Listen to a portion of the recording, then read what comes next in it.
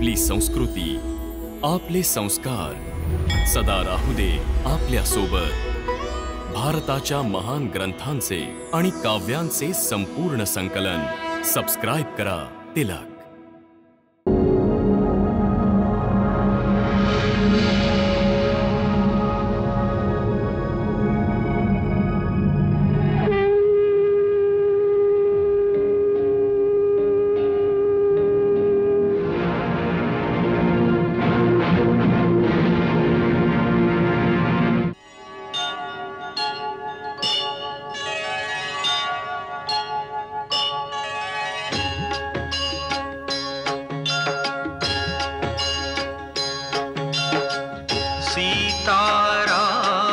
चरित अति पावन, मधुर सरस रस किति मन भावन.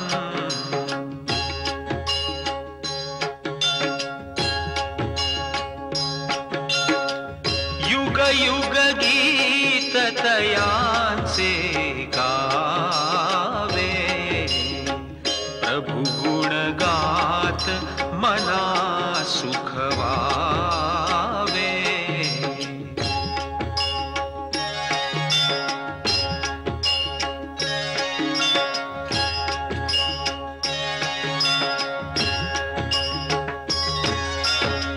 सारद शेष महेश विधि, आगम निगम पुराण. नेति नेति कही जा सुगुण, करही निरंतर गान. गोस्वामी तुळशीदासांनी जेव्हा रामायण आपली प्रादेशिक भाषा अवधीमध्ये लिहिलं, त्यावर खूप विवाद झाला. पण गोस्वामीजींनी आपला निर्णय नाही बदलला, कारण त्यांना या बाबतीत विश्वास वाटत होता की रामायणाची कहाणी आम जनतेपर्यंत पोहोचली पाहिजे. कारण यात जे कर्तव्य, त्याग आणि प्रेमाचे आदर्श दाखवले आहेत, जी ह्युमन व्हॅल्यूची आयडियल्स आहेत, त्यातून एका सामान्य माणसाला आपल्या जीवनात मार्गदर्शन मिळू शकेल आणि जीवनाचा योग्य रस्ता मिळू शकेल.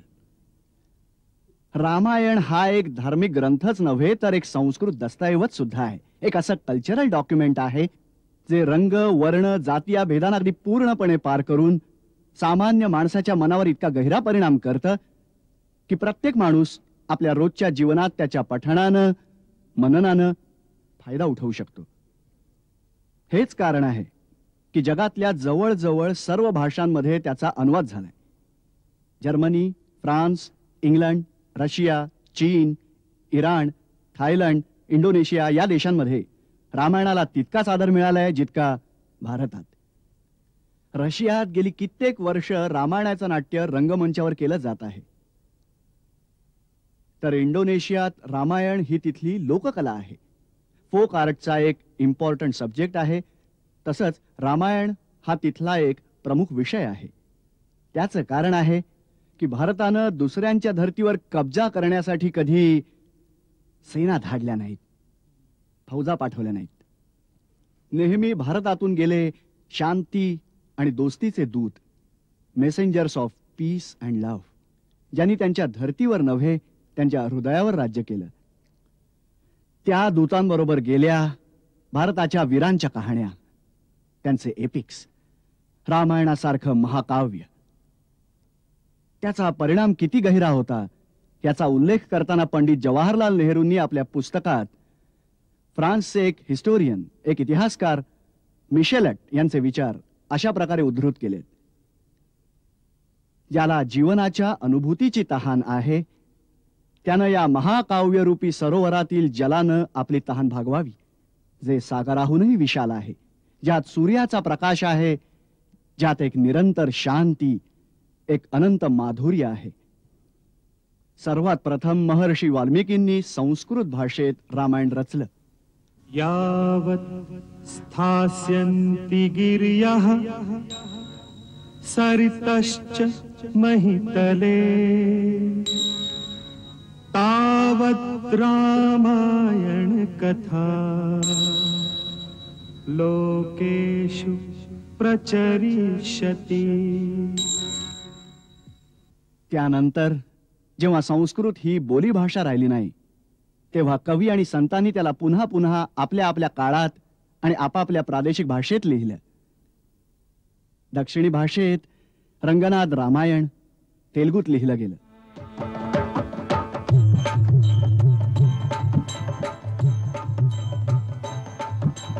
मादेवु गमनाक्षु मम्मेलु देवु, मादेवु गमनाक्षु मम्मेलु देवु, नादी नारायणु नखिल लोकेषु, नादी नारायणु नखिल लोकेषु. त्याचप्रमाणे महर्षी कंबर यांनी तामिळमध्ये, अनुत्त छंदानी मल्याळम मध्ये आणि नागचंद्रानी कानडीत त्याला लिहिलं. पूर्वेला महाकवी कृतिबास यांनी बंगाली भाषेत ते लिहिलं आणि कृतिबासू रामायणो त्यांच्या जीवनकालातच घरोघर गायलं जाऊ लागलं.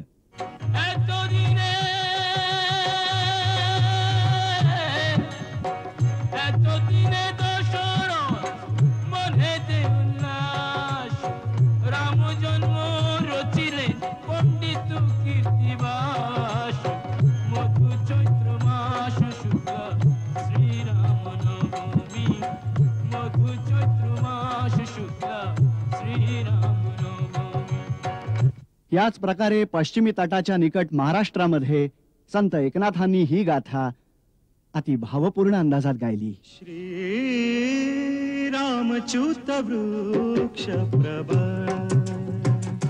श्री रामच्युत वृक्ष प्रभा, त्यावरी वाल्मिकी कवी कोकिळ, त्यावरी वाल्मिकी कवी कोकिळ. नारद वसंते फुटली किळ, नारद वसंते फुटली किळ, मधुराक्षरी सरळ आलाप केला श्रीरामच्युत वृक्ष प्रभा, श्रीरामच्युत वृक्ष प्रभा. जसं मी सुरुवातीला म्हणालो होतो, उत्तरेत गोस्वामी तुळशीदासजींनी हे अवधीमध्ये लिहिलं. सब जानत प्रभु प्रभुता सोई, तदपि कहे बिनु रहन कोई, तदपि कहे बिनु रहन कोई. सीताराम चरित अति पावन, सीताराम चरित अति पावन, मधुर सरस अरु अति मन भावन, मधुर सरस अरु अति मन भावन. रामायणाची कहाणी माणसाच्या मनामध्ये हा विश्वास, हा निश्चय, हा फेथ मजबूत करते की जेव्हा केव्हा जुलमाची ताकद म्हणजेच ऑटोक्रॅटिक पॉवर्स मानवता आणि माणुसकी यांना आपल्या पायाखाली तुडवण्याचा प्रयत्न करतात, तेव्हा दुनियेत कुणी एक अशी ताकद, कुणी एक अशी विभूती माणसाच्या रूपात जन्मते जी जुलमाची ताकद आणि त्यांच्या हत्यारांचा मुकाबला केवळ आपली सच्चाई, आत्मविश्वास आणि प्रेम भावनेनं करते.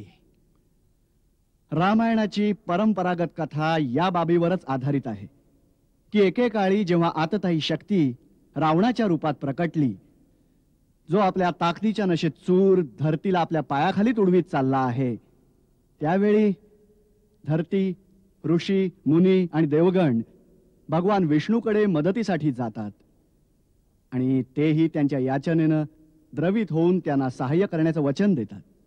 या कथेमुळे प्रत्येक माणसाला सन्मार्गावरून चालण्याची हिंमत मिळत राहते, कारण त्याला विश्वास वाटतो की शेवटी नेहमीच सच्चेपणाची जीत होईल आणि साऱ्या दुनियेत एकच नारा गुंजत राहील, गुंजत राहील, सत्यमेव जयते, सत्यमेव जयते.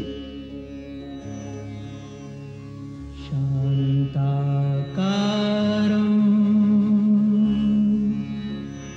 भुजगशयनं पद्मनाभं सुरेशं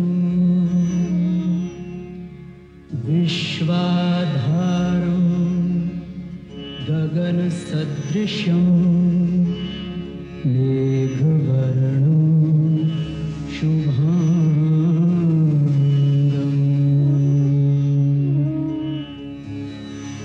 यं ब्रह्मा वरुणेन्द्र रुद्रमरुतः स्तुनवन्ति दिव्यैस्तवैः वेदैः साङ्गपदक्रमोऽपि निषदैर्गायन्ति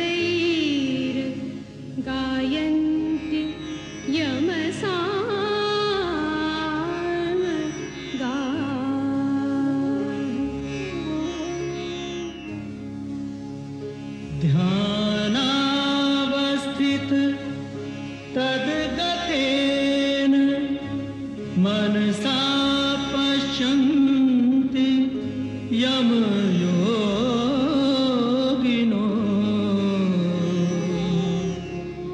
यस्यान्तं न विदुःसुरा सुरगणा देवाय तस्मै नमः।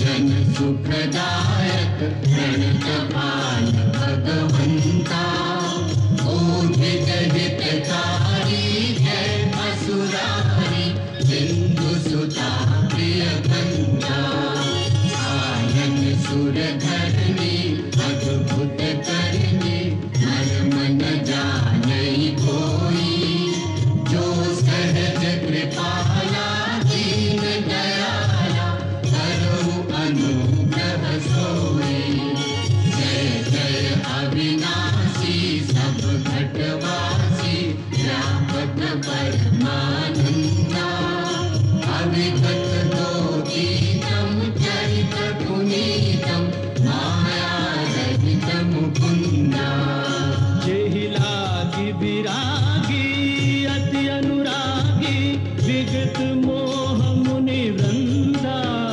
निशिबासर ध्यावहि गुणगण गावहि जयति सच्चिदानंदा जयति सच्चिदानंदा जयति सच्चिदानंदा जयति सच्चिदानंदा।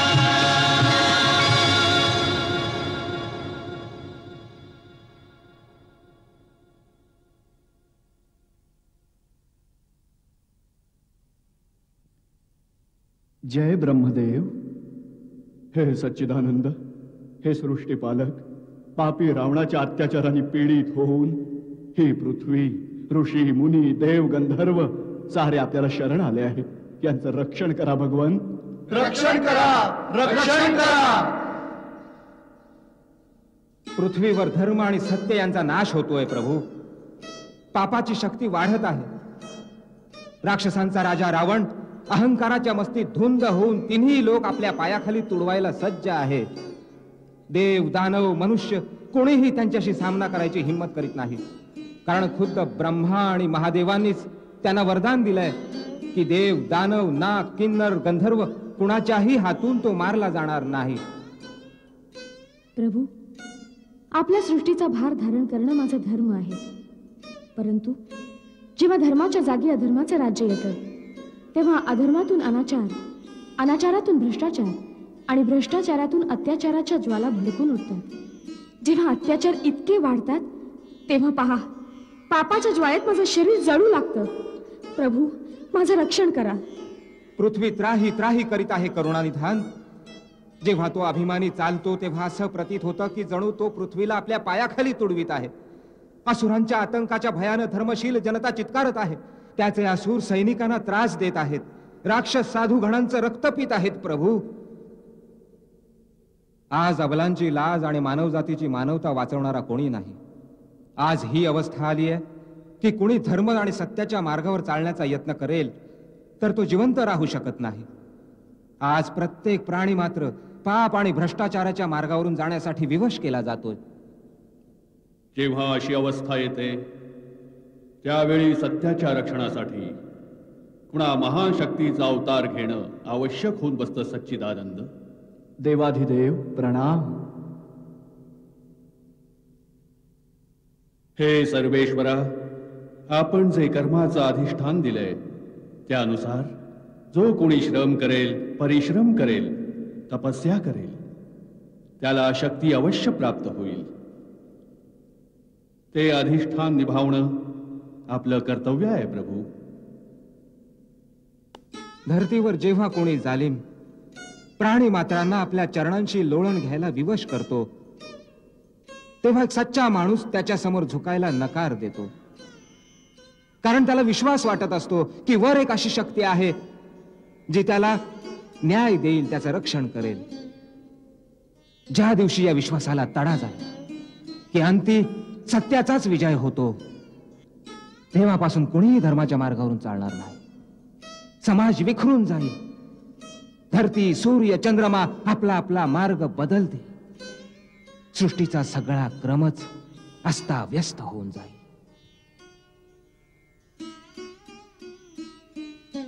देवगुरु बृहस्पती योग्यच सांगतात. प्रभू, आज तो समय जेव्हा ईश्वराने अवतार घेणं आवश्यक ठरतं.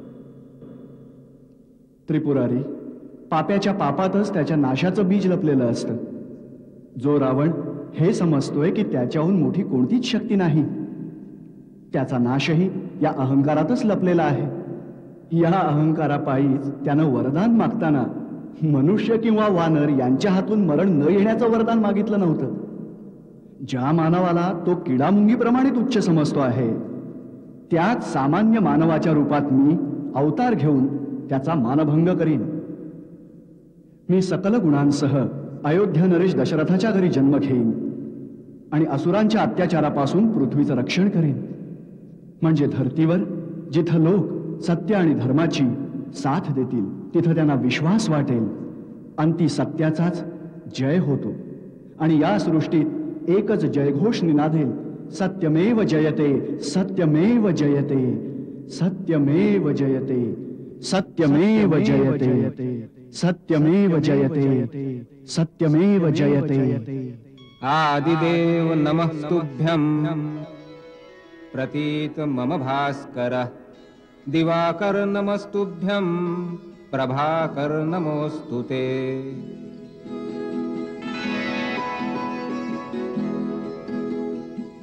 महाराज दशरथ, आज सूर्य देवता उत्तरायणात प्रवेश करीत आहे. हा फारच पुनीत मुहूर्त आहे. या शुभ मुहूर्तावर आपल्या कुलदैवताकडे जी प्रार्थना कराल ती अवश्य सफल होईल. गुरुदेव, आपल्या आशीर्वादाने अपार वैभव, सुख, समृद्धी, कीर्ती सर्व काही आहे. परंतु एकच कमी आहे जी आम्हाला व्याकुळ करते. ज्या सूर्यवंशाने महाराज इक्ष्वाकू, दिलीप, भगीरथ, रघु, हरिश्चंद्रांसारखे परमप्रतापी यशस्वी राजे दिले ते रघुकुल काय राजा दशरथाबरोबरच समाप्त होणार? आमच्या नंतर पितरांना पाणी देणारा कुणीही नसेल. महर्षी वसिष्ठ, कुलदेवता सूर्य भगवंता अशी आमची एकच प्रार्थना आहे, एकच मागणं आहे.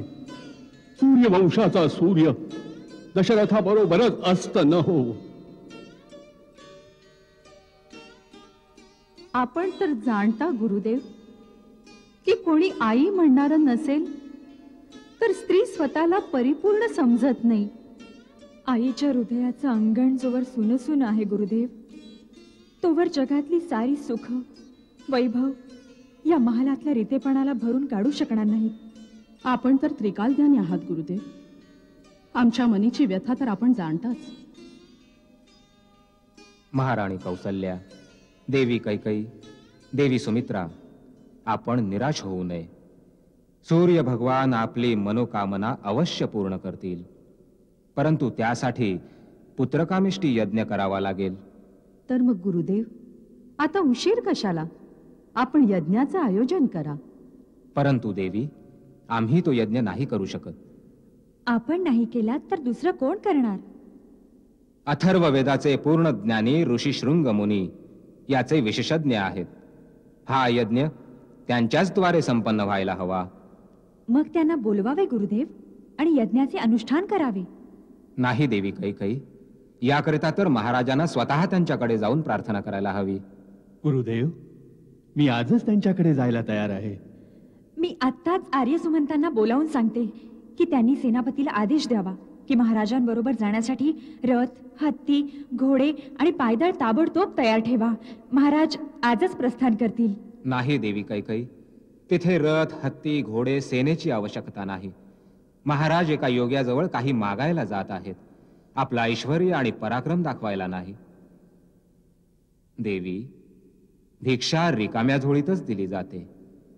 एका महात्म्यापाशी आपलं वैभव दाखवायला जाल तर सोन्या चांदीची चमक धमक आणि अहंकारच सोबत आणाल.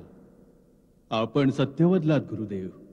ऋषी शृंग मुनींच्या द्वारी राजा दशरथ नाही, भिक्षुक दशरथ अन्नवाणी जाईल. आशीर्वाद द्यावा. तुझी मनोकामना सफल होईल राजन.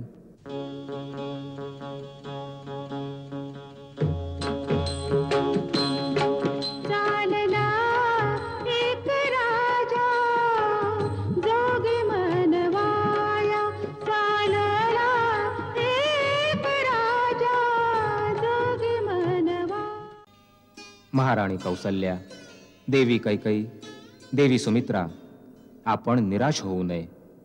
सूर्य भगवान आपली मनोकामना अवश्य पूर्ण करतील, परंतु त्यासाठी पुत्रकामिष्टी यज्ञ करावा लागेल. तर मग गुरुदेव, आता उशीर कशाला? आपण यज्ञाचं आयोजन करा. परंतु देवी, आम्ही तो यज्ञ नाही करू शकत. आपण नाही केलात तर दुसरं कोण करणार?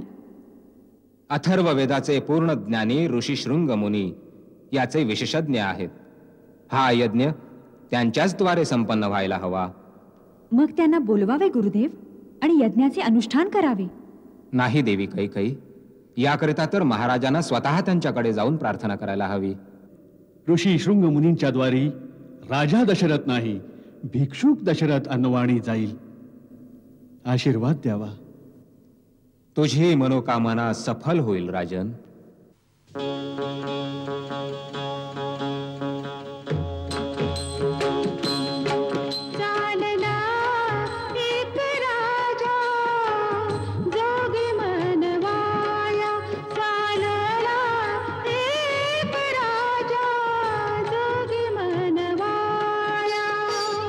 जोगी मनवाया, जोगी मनवाया, जोगी मनवाया, जोगी मनवाया.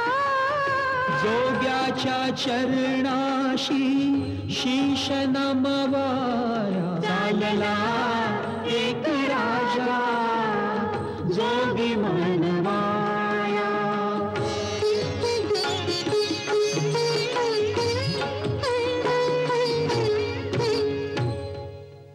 अश्रुनी पाद धुओनी मनवी दशरथ राजा. झाले प्रसन्न तथास्तु म्हणती ऋषीजन यज्ञ कर्म काजा.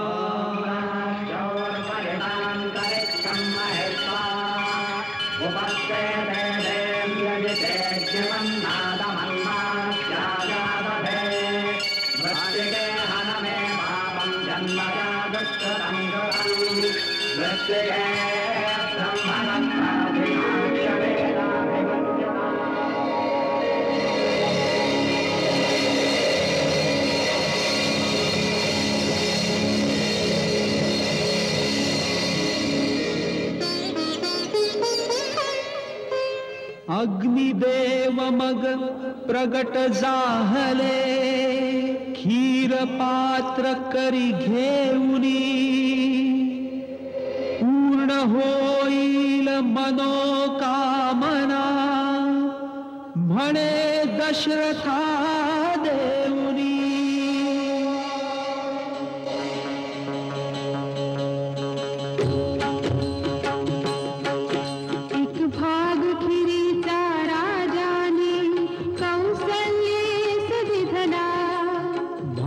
दुजा प्रिय कैकईने हसत हसत घेतला आणि दोन्ही राण्यांनी त्यातील एक एक भाग काढला सान सुमित्रेसाठी त्याचा वाटा प्रेमे दिला देवराजेंद्र श्रीमन नारायणाने पृथ्वीवर अवतार घेण्याचा संकल्प केला आहे. आता आपण देवतांना पण संदेश द्या. पृथ्वीवर जाऊन वानर कुलात जन्म घेऊन प्रभूची सेवा करा. जशी आज्ञा.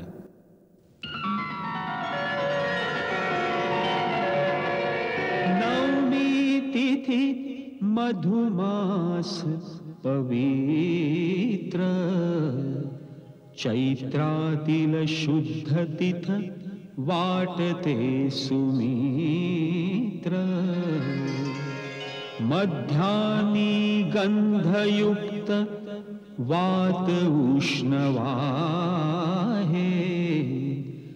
पुण्यशील पुण्यात्मा जन्म घेत आहे.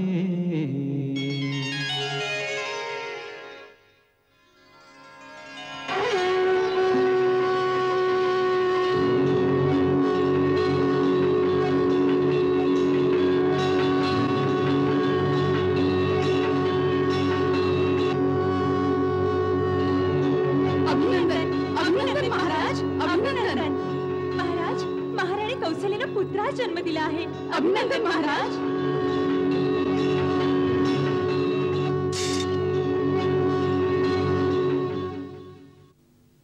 अभिनंदन राजराजेश्वर अभिनंदन. कैकई माता झाली. तुझ्या कैकई राणीने पुत्राला जन्म दिला. ती माता झाली. तिला सन्मान मिळाला. जय जयकार. मंथरा राणी कैकेयीला आमचं अभिनंदन सांगा. महाराजांचा जय जयकार. माझ्या कैकेयी राणीचा जय जयकार. माझ्या कैकेयी राणीचा जय जयकार.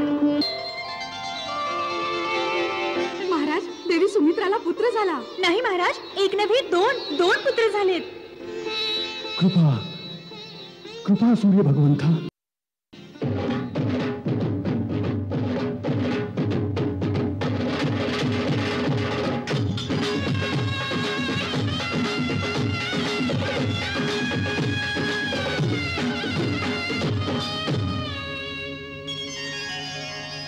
अरे अवधपुरीला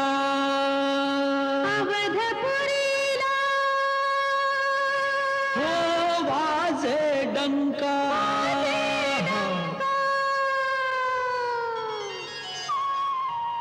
हो वाजे गाजे वाजे गाजे हो डंका.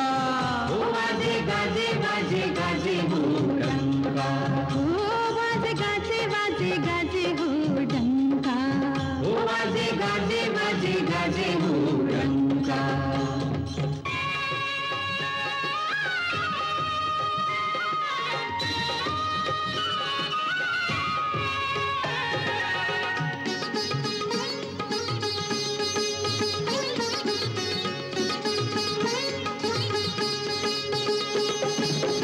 राजा दशरथ किती फुललेले. राजा दशरथ किती फुललेले. फुलल्या माता कनका. फुलल्या माता कनका. चार पुत्र जन्मासी आले. चार पुत्र जन्मासी आले. प्रजागात से ऐका. वाजे गाजे वाजे गाजे हो डंका. वाजे गाजे वाजे गाजे हो डंका. वाजे गाजे हो वाजे गाजे वाजे गाजे वाजे गाजे वाजे गाजे वाजे गाजे वाजे गाजे वाजे गाजे हो डंका वाजे गाजे वाजे गाजे हो वाजे गाजे वाजे हो डंका वाजे गाजे वाजे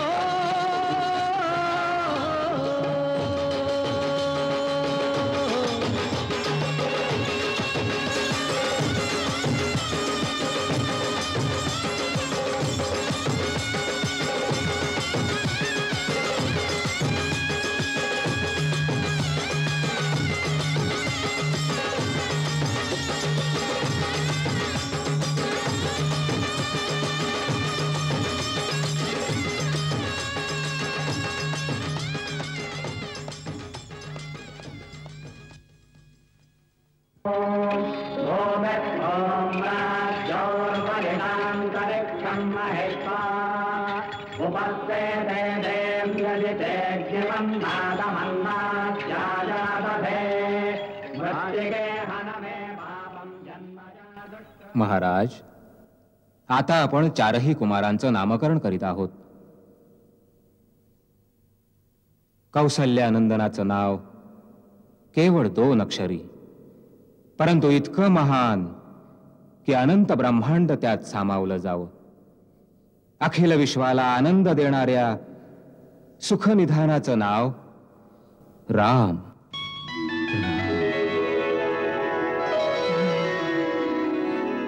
माझा राम. आणि कैकेयीच्या या बाळाचं नाव काय असेल?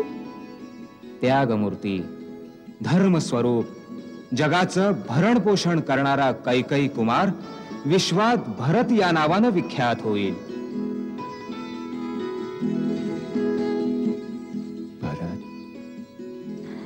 भरत.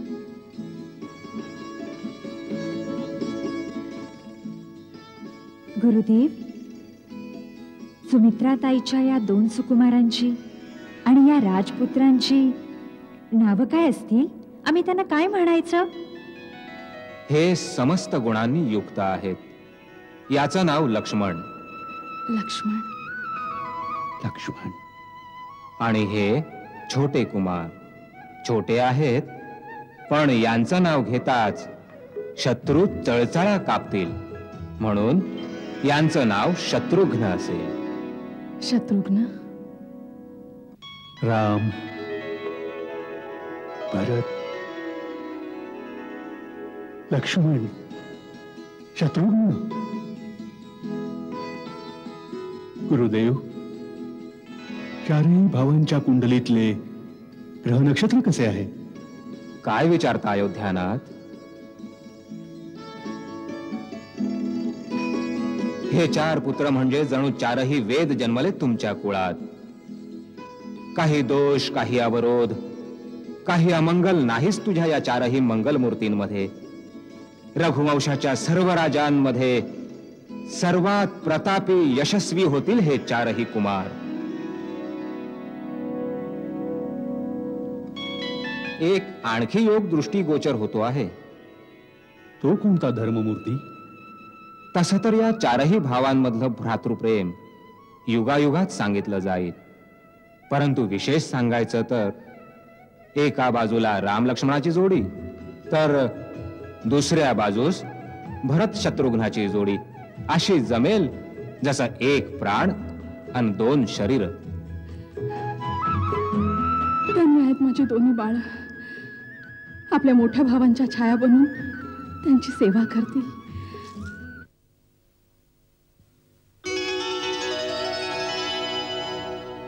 ठुमक चालता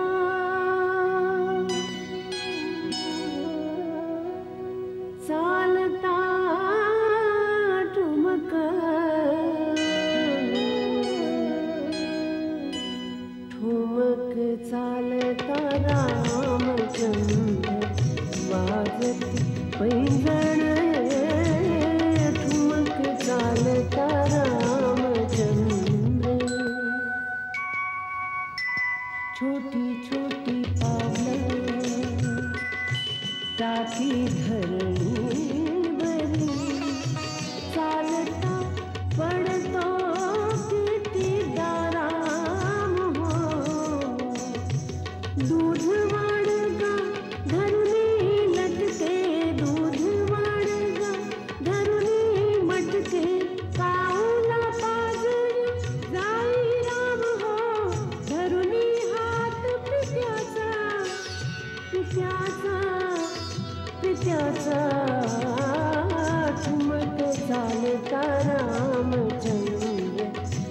वाजती पैंजण ठुमके चालता रामचंद्र.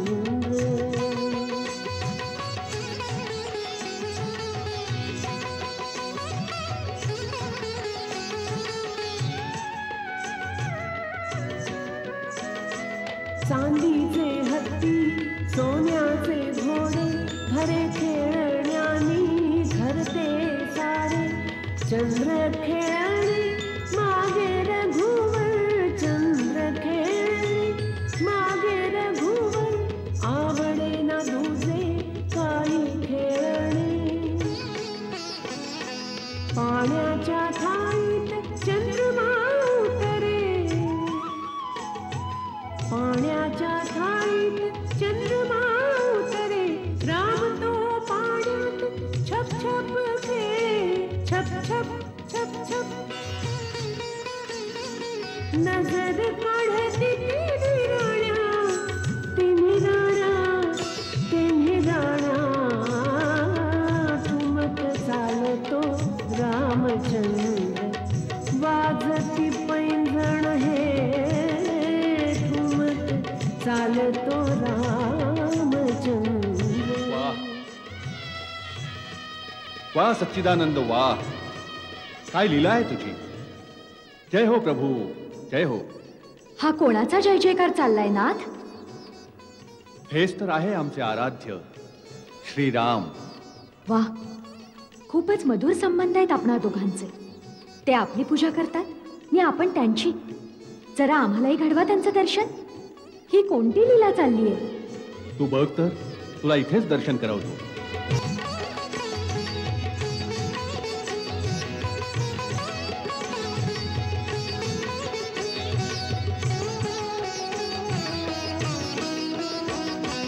नाचे खेळे बाल सख्या सवे बोलवी दशरथ बाळ नाही. दुड दुड धावत बिलगे पित्याला दुड दुड धावत बिलगे पित्याला. दशरथ प्रेमी उचली तयाला दशरथ प्रेमी उचली तयाला. मनी हासती तिन्ही राण्या तिन्ही राण्या तिन्ही राण्या.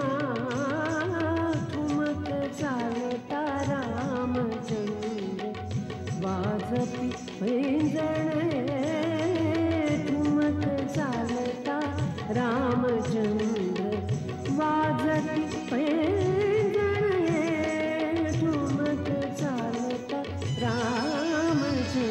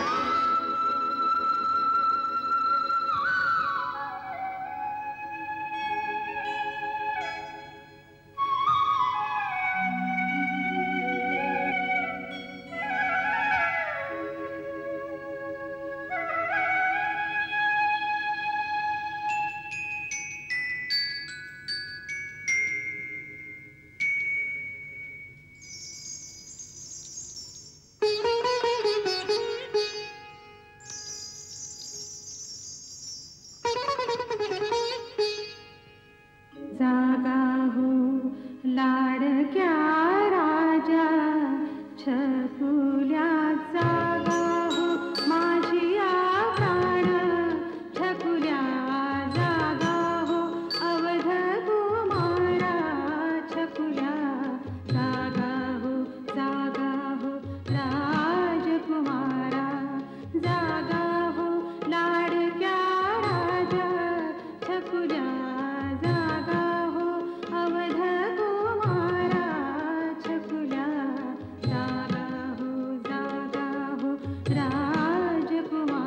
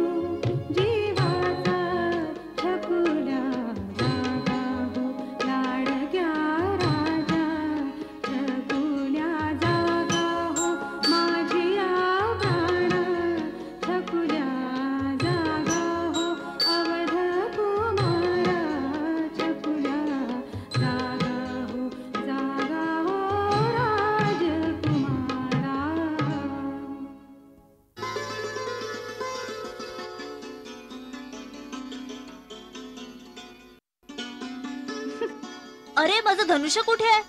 सकाळी सकाळी धनुष्याचं काय काम? आई ते सगळे आंबे पाडतील. कोण कोण? भरत, लक्ष्मण, शत्रुघ्न. आमची पैस लागलीये ना. आंबराईमध्ये आंबे पिकलेत. आज आम्ही सगळे आपापल्या बाणांनी आंबे पाडू. घ्यायचे कोण अधिक आंबे पाडतो ते. अच्छा, म्हणजे यासाठीच धनुष्य साथी लागून झोपलात? हो, माझं धनुष्य दे ना. नाहीतर लक्ष्मण, भरत, शत्रुघ्न पहिले पोहोचतील आणि सारे आंबे पाडतील. घाबरू नको, अजून कोणी जागा झालं नाही. जागा झालं नाही तर ठीक आहे, पण माझं धनुष्य तर दे ना. अच्छा बाबा, हे घे तुझं धनुष्य. पण आधी नाही, अजून तर किती कामं करायची आहेत. प्रथम स्नान धान करायचंय. भगवंताला नमस्कार कर, आपल्या पित्याला नमस्कार कर, काही खा पी, मग जा आंबे पाडायला. इतकी सगळी कामं आधी का नाही उठवलंस? काही हरकत नाही, चल.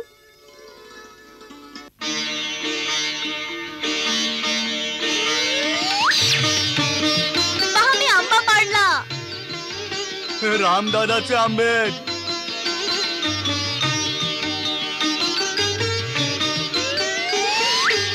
हे मी सुद्धा आंबे पाडले. बघा, हे भरत दादाचे आंबे आहेत. हे बघा, मी पण आंबे पाडले. बघा, लक्ष्मण दादाचे आंबे आहेत.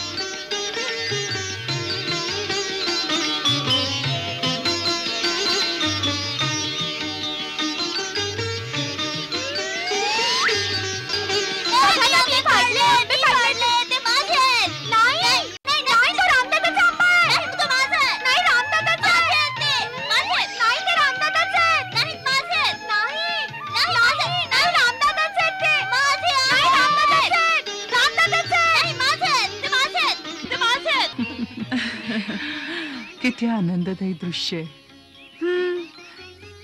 घ्या आनंद.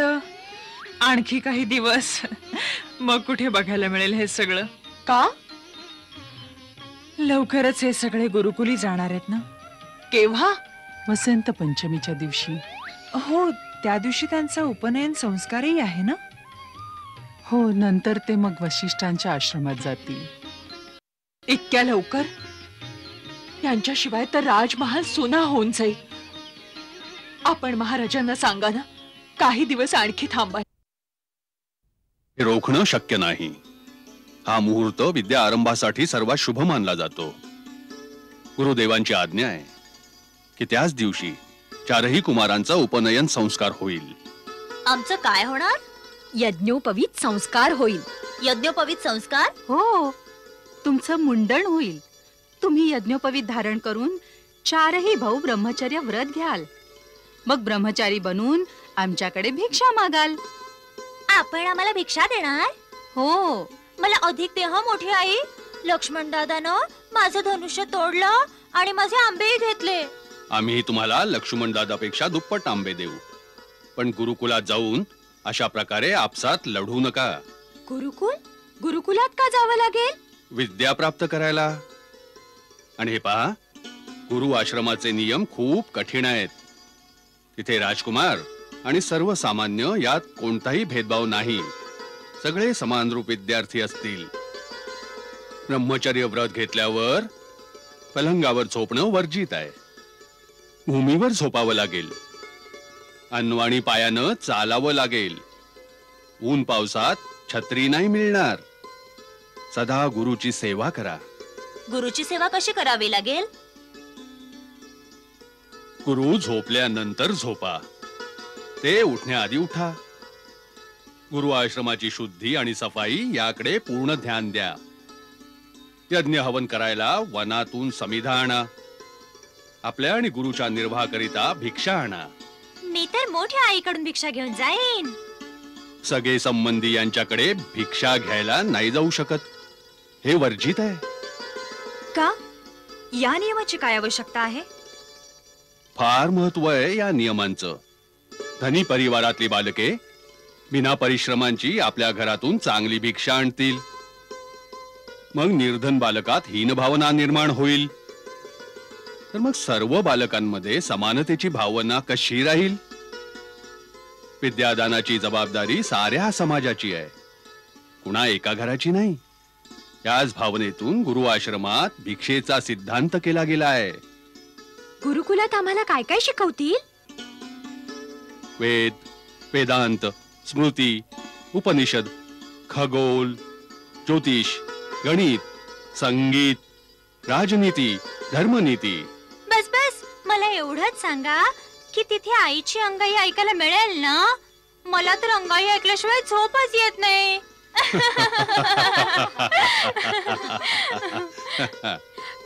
घ्या आता ऐका.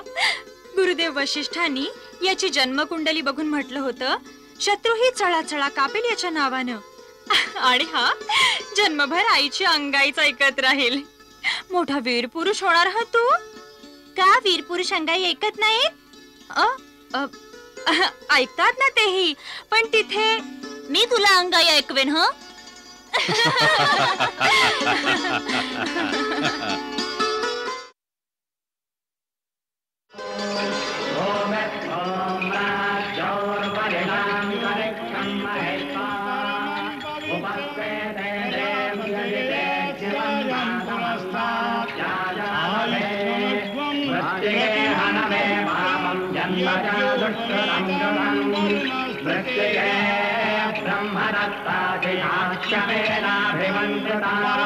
मृत्तिके देहि मे पुष्टिं त्वयि सर्वं प्रतिष्ठितं मृत्तिके प्रतिष्ठिते सर्वं तन्मे नन्दमृत्तिके ॐ राज्योर्परिणां करिष्यं महित्वा उपस्तेते देव्यजिते शिवं नादमन्नात्याजातथे मृत्तिके हन मे पापं जन्मजा दुष्कृतं कृतं मृत्तिके ब्रह्मदत्ताधिशास्यमेनाभिमन्त्रिता मृत्तिके देहि मे पुष्टिं त्वयि सर्वं प्रतिष्ठितं मृत्तिके प्रतिष्ठिते सर्वं तन्मे नन्दमृत्तिके मृत्तिके.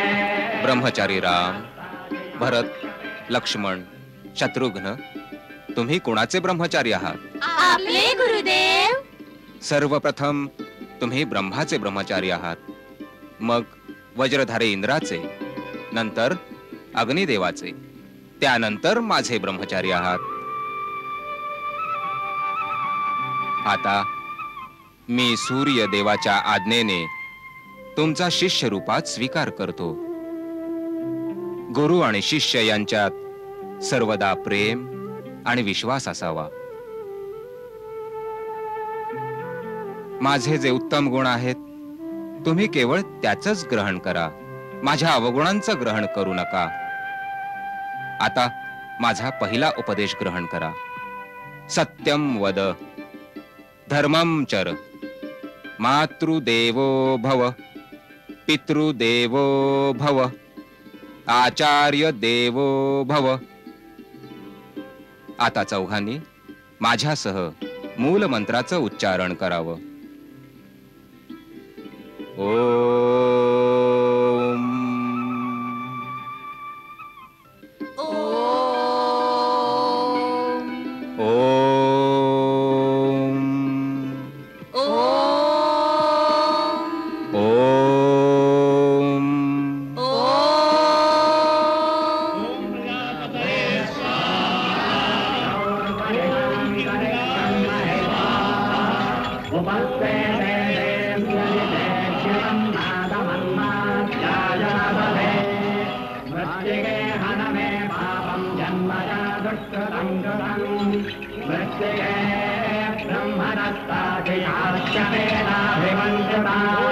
मृत्तिके देहि मे पुष्टिं त्वयि सर्वं प्रतिष्ठितं उपस्तेते देव्यजिते शिवं नादमन्नात्याजातथे मृत्तिके भिक्षां देहि भवति भिक्षां देहि माता भिक्षां देहि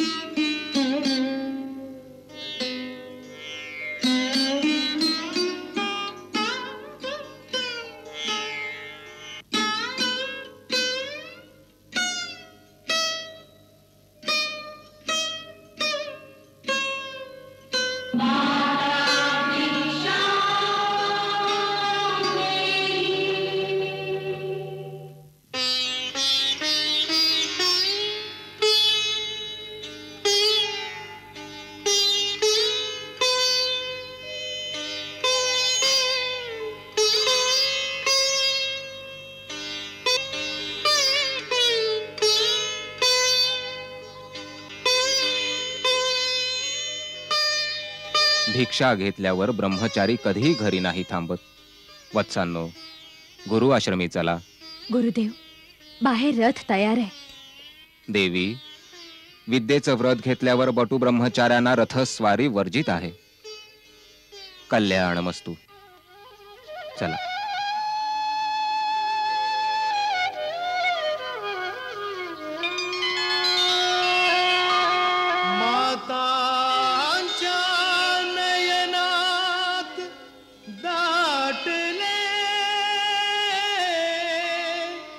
लपता न लपलेनी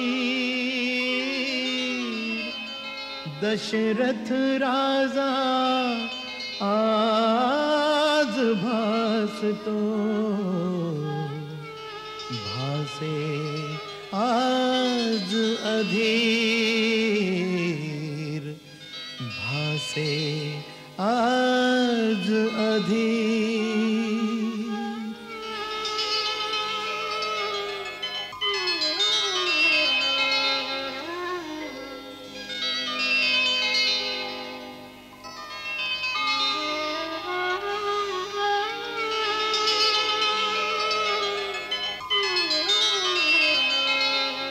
थोडंसं खाऊन घ्या.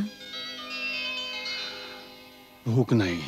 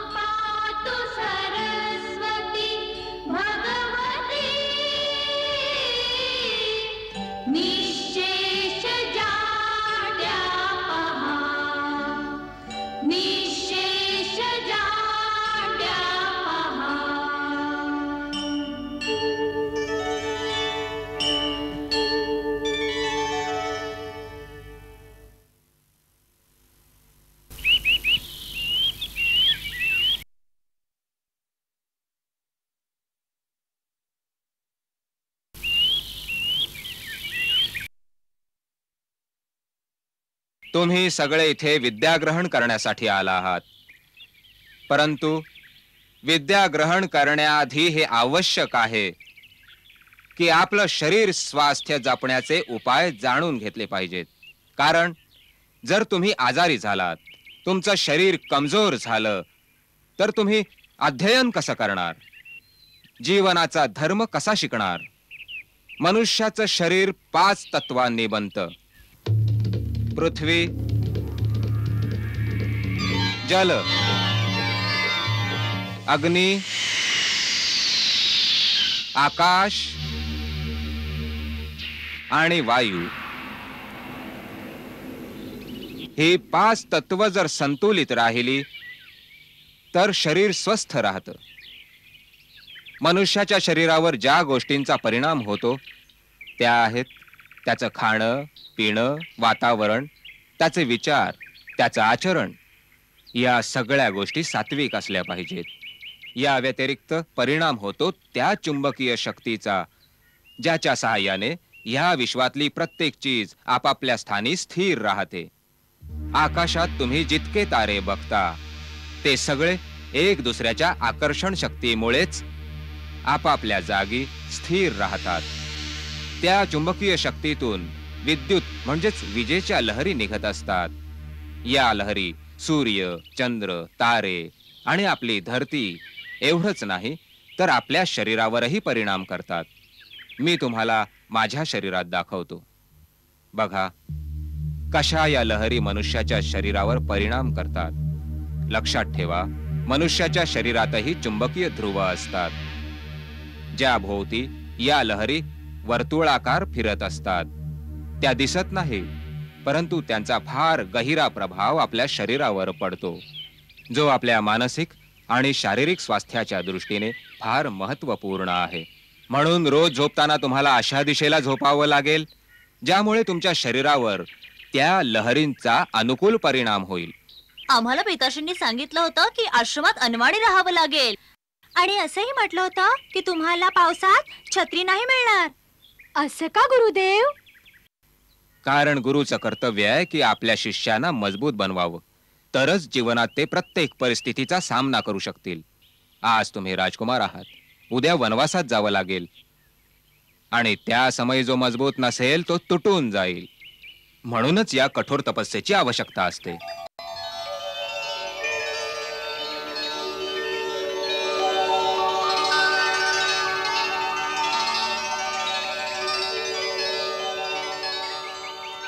राहू दे, इथला केर मी स्वतःच काढीन.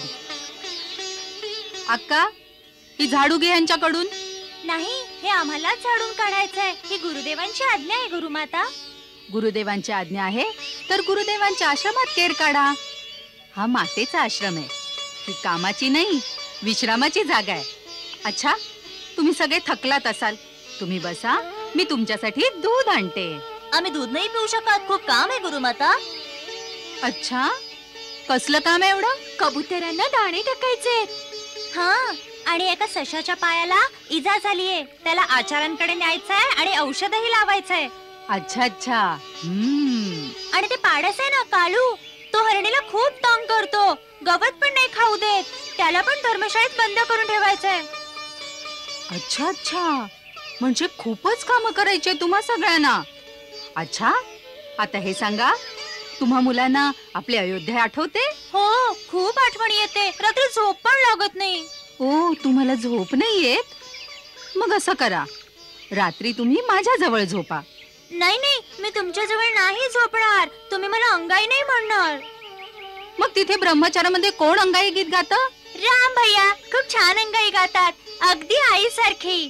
राम दादा.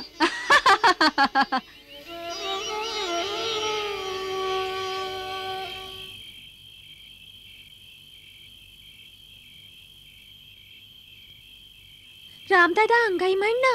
थांब, भरत दादाच्या हाताला पट्टी बांधतो मग अंगाई गातो. हा, आता मी ठीक झालोय, माझी चिंता नको करू. भरत दादा तर ठीक झाला, अंगाई गा ना, मला माझी आई आठवतीये. मला पण माझ्या आईची आठवण येते. हो राम दादा, मला पण माझ्या आईची आठवण झाली. मलाही माझ्या आईची आठवण येते. हो राम दादा, सगळ्यांना आईची आठवण येते, अंगाई म्हण ना. अच्छा अच्छा, म्हणतो, ऐका.